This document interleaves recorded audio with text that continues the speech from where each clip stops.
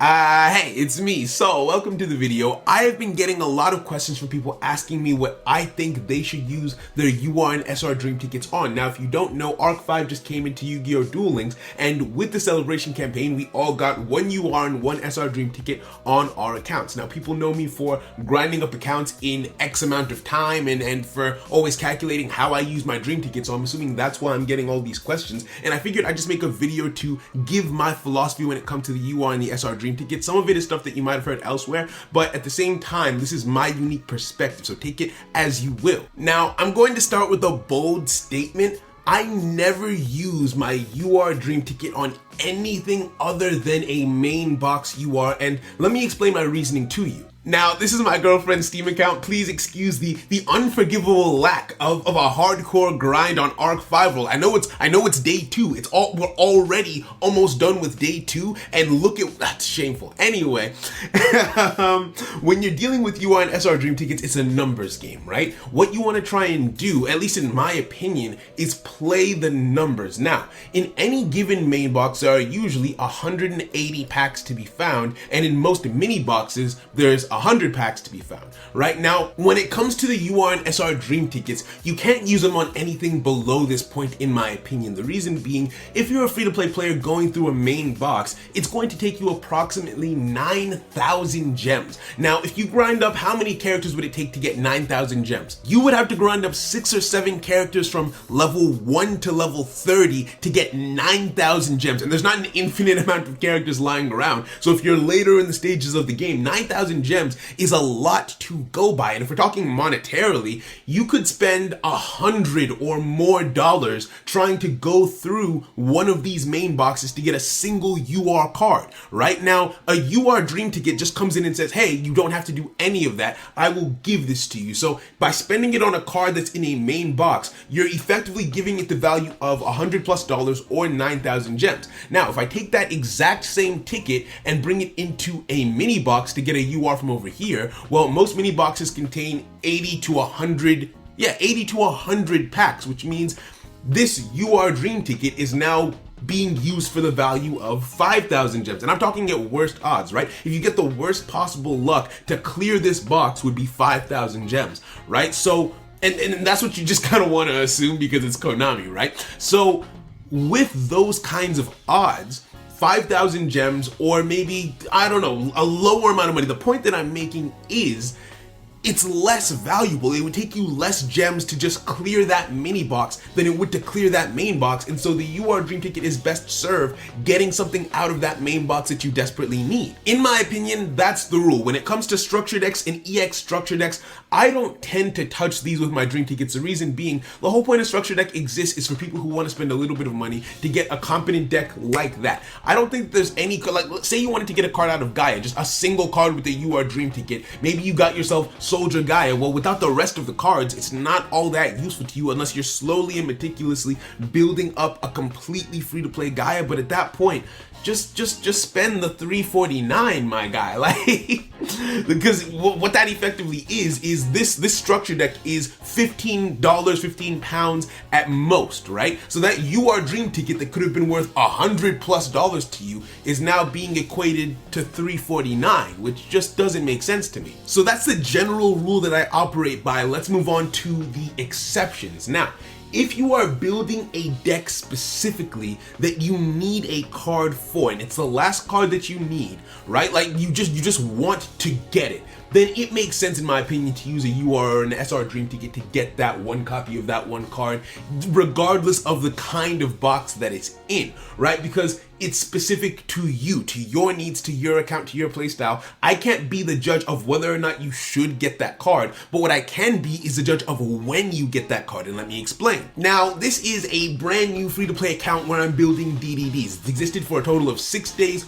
altogether, and as you can see on this sort of the box, I haven't been that lucky. There's only 68 packs left, so I've gone past mid odds. I'm now on the low end in terms of the odds on the cards in the box. Now, assume that I just got my UR Dream Ticket today as I currently am, as I currently stand. Would it make sense for me to use my UR Dream Ticket to get DD Swirl Slime, the card that I'm in here for? In my opinion, no, because remember what I said at the beginning about values. Because of how little is left inside this main box clear, it only makes sense to finish the clear, right? That's only 68 packs. That's what, like 3,000 gems, maybe a little bit more than that. So why use my UR Dream Ticket on that? I should save it for something else. Maybe if I want a third copy of DD Swirl Slime, or you don't need a fourth, but like an additional copy of DD Swirl Slime, then I could use it to avoid having to go through the main box again, because the point is to avoid an entire main box run if you can. So I would use it in that situation, but as I currently am,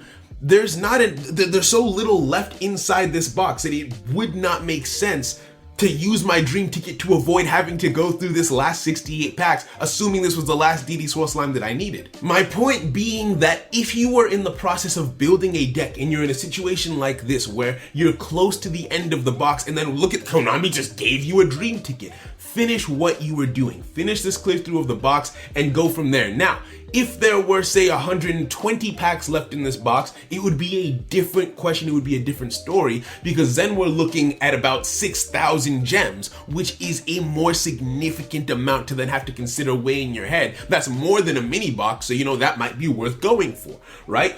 So it all depends on where you are, the numbers, the ratios, and you kind of have to weigh it against yourself. Like, okay, how new is my account? How easy will it be to get 3,000 gems? How much would it take to get 6,000 gems? So on and so forth, and use your Dream Ticket strategically in that way. Next is the question of staples. Should I use my UR and my SR Dream Tickets to get myself staples? Now, this is where it gets kind of interesting, because that depends. The reason why it depends is because the current set of UR and SR Dream Tickets that we got, they go all the way up to MST, if I'm not mistaken. Like, they go pretty damn far. You can get pretty deep into some of the boxes that we got, because there was a break-in content that Konami gave us, which means that the old content is technically the new content, and so the Dream Ticket covers some of the newer content, right?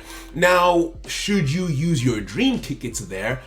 I'm not 100% sure, and let me tell you why. If you were planning on using your Dream Ticket to go into Antonomic Theory to get yourself an MST, the first question that I would ask you, scroll all the way back down here, do you have Cosmic Cyclone already? Do you have a different card in your repertoire, in your back pocket, that circumvents the need for the newer card with your Dream Ticket, right? And when it comes to other cards, for instance, Floodgate Trap Hole, I would not recommend to use your Dream Tickets on Floodgate Trap Hole. I wouldn't recommend using your Dream Ticket on Canadia. I wouldn't recommend using your Dream Ticket on Drowning Mirror Force. I wouldn't recommend using your Dream Ticket on a lot of these older cards. The reason being, we're in the middle of a half-price gem sale. Every single box from the 21st box, if I'm not mistaken, all the way down to the first box is half off. Now, what does that mean? 9,000 gems to clear it, cut that in half. It is 4,500 gems for a main box clear for these older main boxes. Now, some of these older main boxes have 200 packs, so it's more like 5,000 gems. So it's exactly equal to a mini box. And remember what I said about mini box rates before? It's about the value of the Dream Ticket. During the half price gem sale, just go into this box, snipe your Canadia, and move on. Now, if you don't want to do that, or if you're saving your gems for a higher purpose, then sure, use your Dream Tickets here, but just be aware of the fact that it's effectively worth less because of where and how you're spending it, right? Because now it's only saving you 5,000 gems or 4,500 gems rather than the full 9,000 gems that it could have saved you. Now, I know not everyone is too big on going into some of these older boxes. Like, if you just want to completely avoid the Generation Next box, then kudos to you. That's a fair perspective. I'm just sharing how I calculate and how I reason the value of my Dream Ticket and where and how I spend it. These half-price gem sales come around often enough. This is a fourth one this year. We don't usually get that many, but we're in the middle of our fourth one this year. Grind up a character, jump into one of these boxes, and again, I calculate based on the worst possible odds, but that doesn't mean you're going to get the worst possible odds every single time you go in. Maybe instead of that 4,500, you spend 2,000 or something along those lines. I plan for the worst and hope for the best. So yeah, I don't spend my Dream Tickets on any of the older staples. I spend them specifically and strategically in main boxes to avoid entire runs. In my opinion, the main purpose of a UR Dream Ticket is to avoid going into a main box, right? Just to avoid an entire run if you can. So again, in avoiding an entire run, make sure that there aren't other cards that you would need, and that brings us into the SR Dream tickets. Now, dream a dream with me, brothers and sisters, my Nakama. Think about this, right? I'm trying to avoid a main box run, and so I get myself one copy of DD Swirl Slime. Right now, that makes sense because there's only one copy of each UR in a main box. 2 SRs though, remember that. Now, let's say that one of the SRs in question happens to be the spells here for the archetype, Dark Contract or whatever it is, and I need 3 copies. Well, there's only 2 copies in any given main box run. So let's say I got myself a DD Swirl Slime and reset. I haven't saved myself a main box run because, thinking about that, I still need at least 1 copy of the SR from this run. That way in the next run, all I just have to get is the 2 and I've made up my 3 copies, right? So you have to bear that in mind when choosing what to get. Are you actually avoiding the main box run? Because while the SRs are less important because there's 2, there's still only 2. So you have to remember that as you're planning. Are there SRs that I need in this box? How many do I need? If I need 3 copies, then just getting the UR wouldn't save me a main box run, but we get SR Dream tickets, and that's what I tend to use them for, to help supplement my UR Dream tickets to avoid entire main box runs. So let's say that there's a SR card that I need inside a box and a UR card that I need 3 of the SR, I need 3 of the UR, snipe the UR, snipe the SR, and just like that, I've avoided an entire main box run, because when I go through the main box the second time to get a second copy of the UR,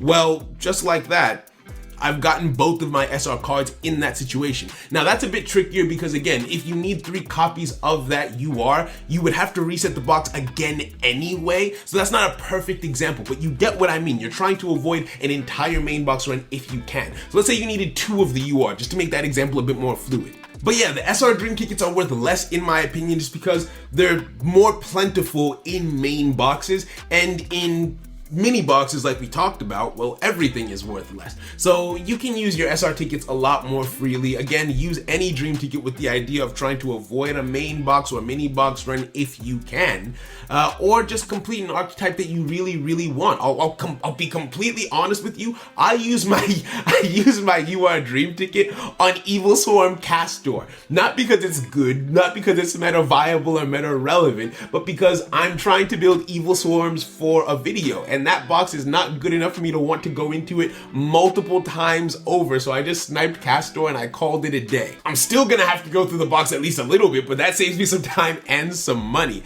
So it's not, don't put too much pressure on these tickets. They can save you a lot, and you have to think about it. Don't get me wrong, you need to think about it, but remember, at the end of the day, the point of this is to have fun, right? So like, don't break your back over it. Don't lose your mind over, oh, I spent my ticket on the wrong thing. I need to kick myself for the rest of my life. When I first started playing Yu-Gi-Oh!, my very first ever SR Dream ticket, or was it a UR Dream ticket? I kid you not, let me show you. My first ever Dream tickets ever that I ever received, back when I was still a free-to-play player, I spent them on Spellbound Silence, okay? I got myself a Silent Magician just because she was thick. Have I ever played Silent Magicians in my life? No.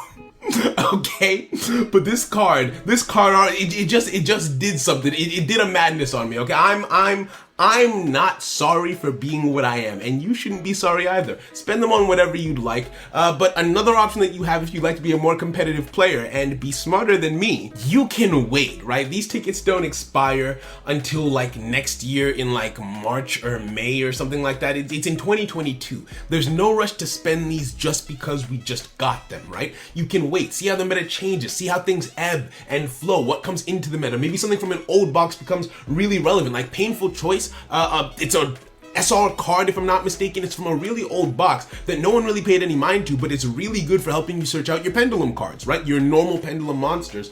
And so people have started using that. So like, that's an example of how old things sometimes become relevant. Same thing happened with Deep Sea Diva and just a bunch of other stuff. So like, you could just wait, see how things change and see what happens. But if you're itching to spend it, that's how I go about making those kinds of decisions. Thank you very much for watching. I hope you've enjoyed this video. If you have, do consider subscribing. I'm me most of the time, and so if you subscribe, you get more of that.